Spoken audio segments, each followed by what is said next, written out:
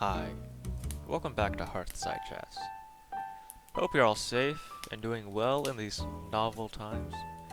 Today I wanted to talk with you all about the Universal Basic Income. Now, the Universal Basic Income, or UBI for short, is an idea that has been toyed with here and there, but has become little more than that. The primary purpose of a blind government handout is the hope that it has the potential to eliminate poverty.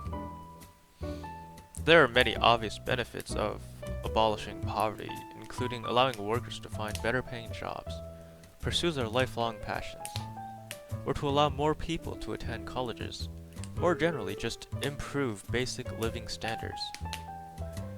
Now, while eliminating poverty in modern times is definitely a huge bonus, the UBI would also serve as a cushion for those blue-collar workers who may lose their jobs to advancements in automation. A UBI would also drastically simplify welfare acts and potentially reduce government spendings on forms that validate an individual for welfare.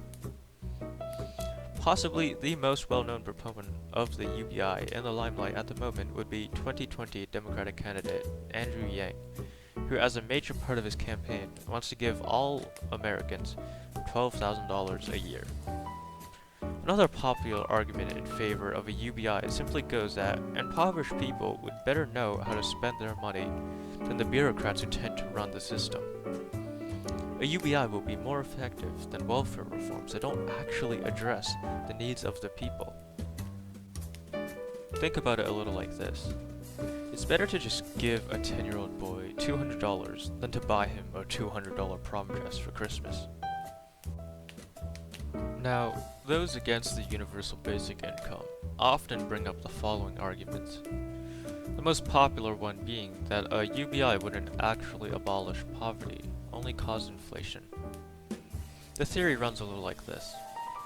A UBI would give a sum of money to people, and people will, like most lottery winners, spend that money. On a small scale, this won't do much. But on a large scale, this will increase the demand for products. And as the demand increases, the supply line will struggle to keep up, causing the prices of goods to go up, making the money that those impoverished folks have worth less. Many anti-UBI folks also believe that the UBI will cause a decreased level of motivation.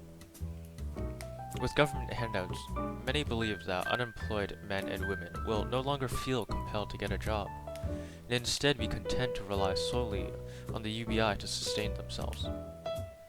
Aside from that, many simply believe that a UBI implemented by the country will be too expensive to run on a scale that actually makes a real difference, roughly $3 trillion in the US. As I've stated previously, there have already been a number of politicians who have toyed with the idea of the UBI. One recent and prominent case being a mayor by the name of Michael Tubbs in Stockton, California, who is testing out a $500 per month handout on a debit card to 125 below average income residents. The recorded results after a year and a half or 18 months of the start of the test revealed that the majority of the recipients spent the money on common items such as food, different utilities from stores, car repairs, etc., etc.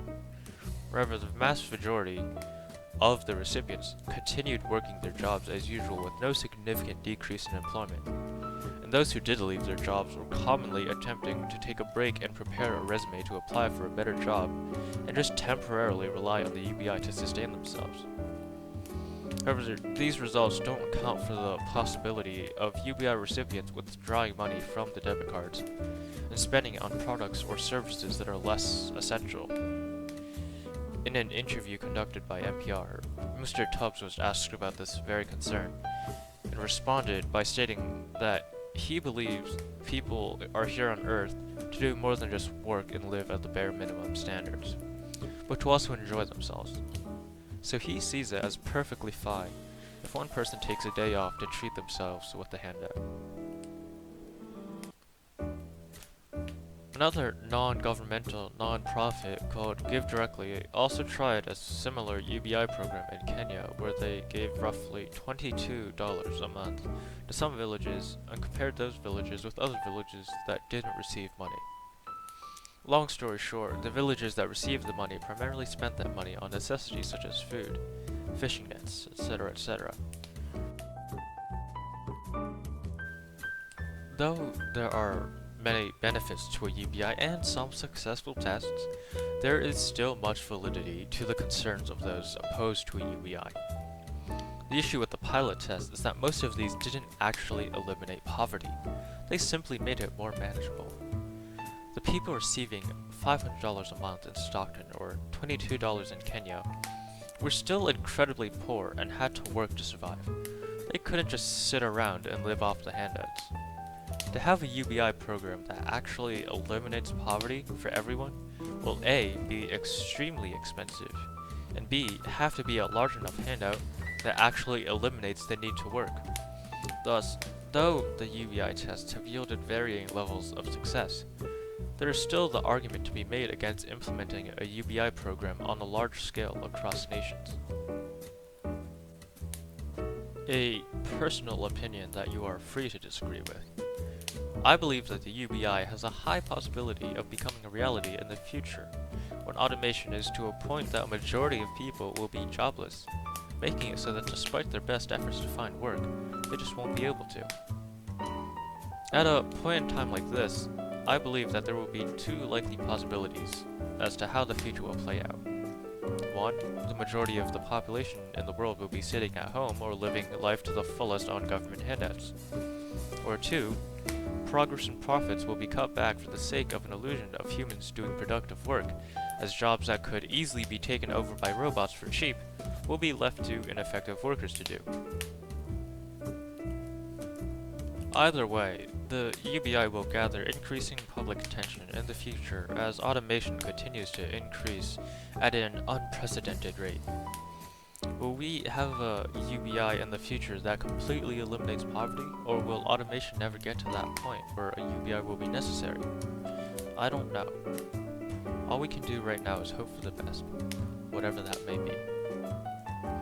I hope you took something away from this video today, and thanks for listening to Hearthside Chats.